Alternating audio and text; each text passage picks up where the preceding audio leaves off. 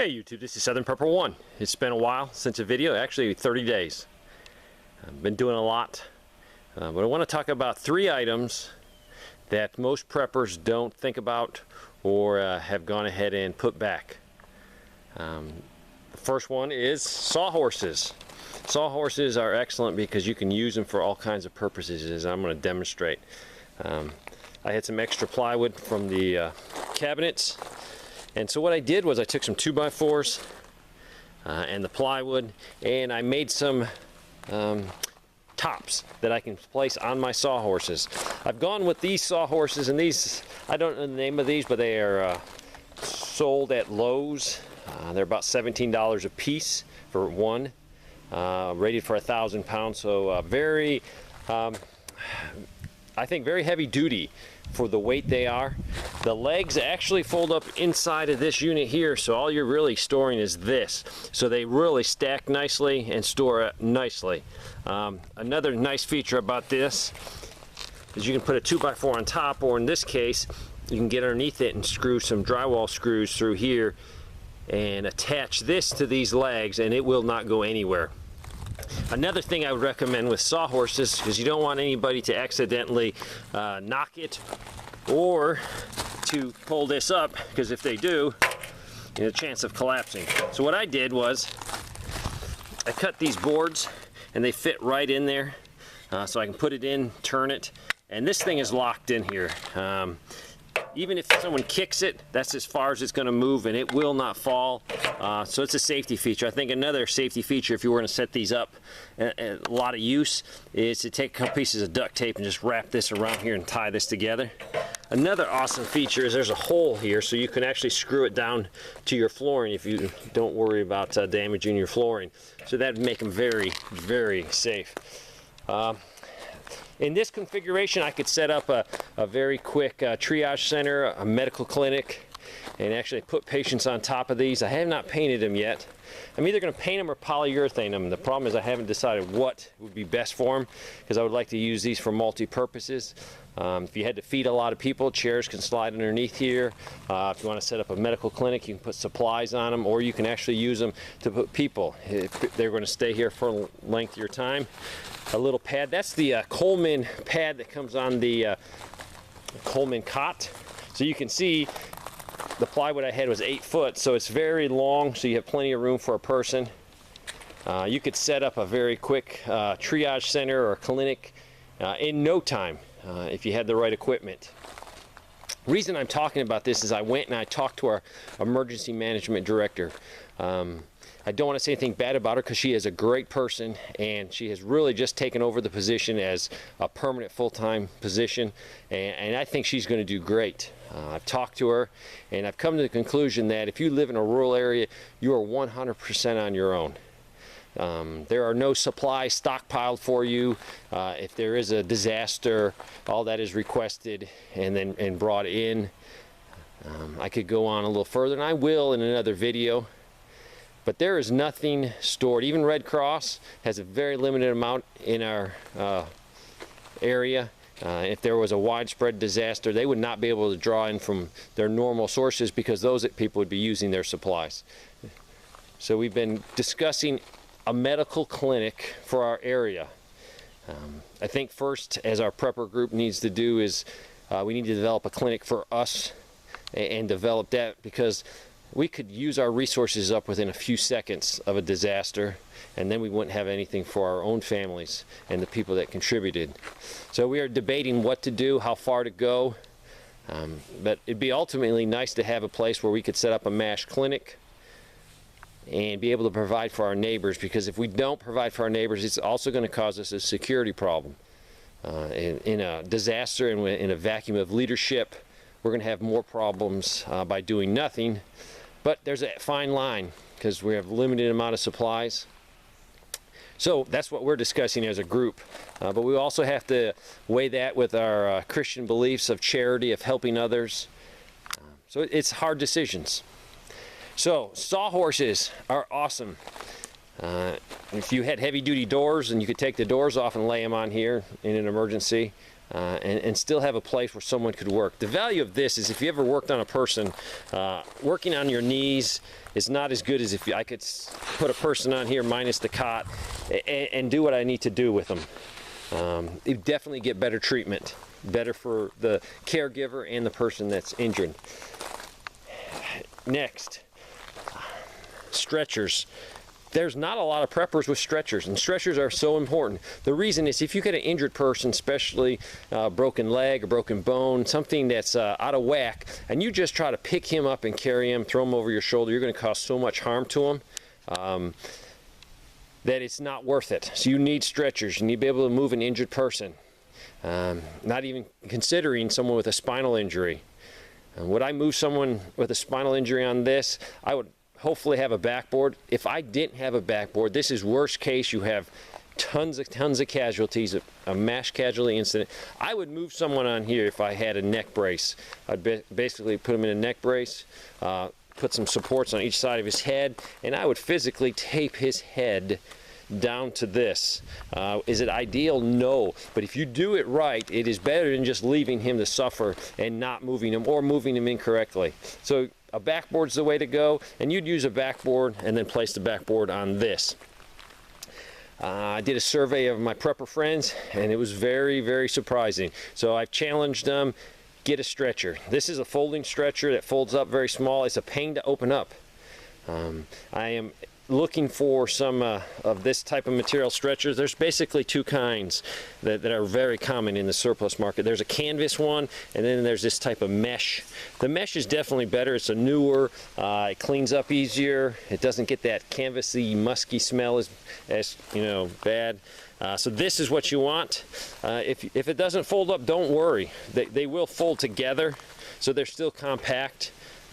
You need some stretchers. If you have a prepper retreat, at least one, possibly try to get at least two. If you're thinking about helping your community, you should require all your prepper friends to have one. That way, if you have a disaster, you might have a disaster that is a local tornado, earthquake, something that you know you can eventually resupply, and that's what we're worried about.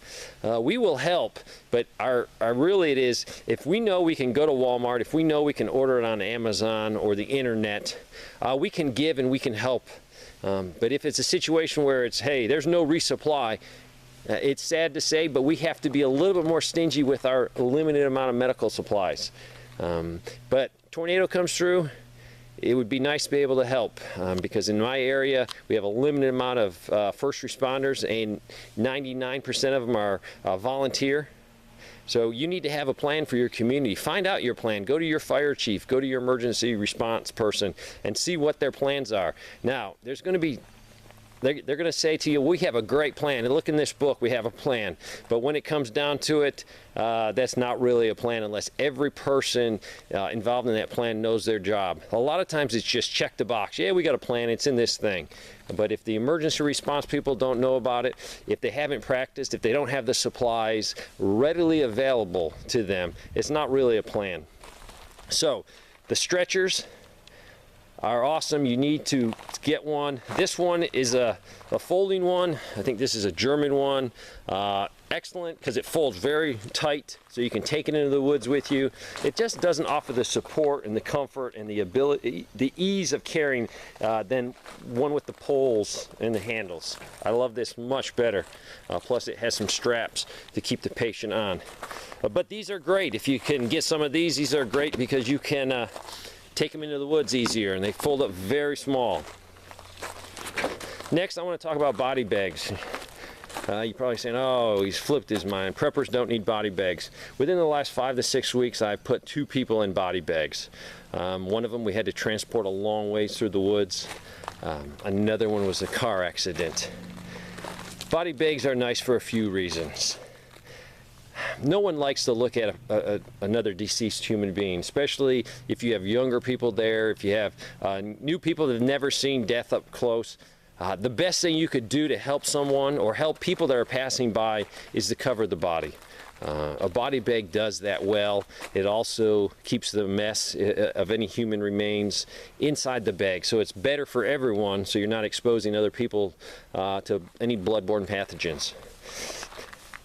This one is an expensive body bag. This probably is $30 or more. Heavy duty. This is one that, you know, if you had to put in a person that has Ebola in, this is the which one you want to use because of the quality use.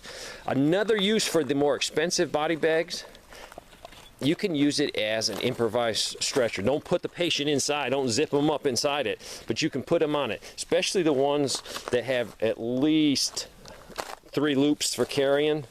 That way you can lay the patient in here. It's still not as good as the harder ones with the poles. It's about as good as one of these, but it will do double duty if you don't wreck it. You can place the patient on it and you can carry them, get them out. So much easier to use something than to just try to pick up another human being. This one's at least a $30 body bag. I have 2 of those, so I would be saving those for something very special, or using that style for an emergency litter. These are cheaper ones right here. These are more of a medium grade. They do a great job. But as you notice, there's only 2 handles, so a little bit harder to use as emergency stretcher, but you can get away with it. These ones run about $16. The problem is you got to buy about 10 of them. The minimum order where I found the best price was 10, so it was $160, and that included shipping. Total price about $16 a piece. So I had to buy 10. I wish I only could have bought 5, but you know, having a few extras would be fine. So body bags are nice. Let's hypothetically say you live up north and it's freezing cold and you have someone pass away in your group. You might not be able to go outside and dig through 3 feet of snow, dig the hard ground, and give them a proper burial. So you might need something like a body bag to store them until the spring comes. Also, body bags are useful for other things. I have slept in body bags. Just unzip them. They make a great waterproof covering for your sleeping bag. Unzip it, get inside. There's nothing morbid about it. It's just a piece of material, heavy-duty plastic. Also, let's say you're bugging out and you have a death in your route bug out. You might be driving a couple 100 miles and you have a death. A body bag would be useful to store that body, to get it back to where you can bury it. Another use, you might be bugging out and you're in the woods. These make excellent gear protectors. You set them out in the woods, unzip it, and you can store a lot of gear in here and zip it up, camouflage it, and you have a little mini cache that will definitely help keep your equipment dry. So think about it. If you are I got everything else covered, a body bag, some sawhorses, some leftover heavy-duty plywood, some 2x4s, and you can make some great tables, either for medical, you might use them for serving emergency meals, a lot of uses for them. I'm at the point now where I'm trying to finalize my preps. You never can get totally prepped. That I'm trying to finalize it, trying to think of everything I can need for me personally, for my retreat, and definitely for my community.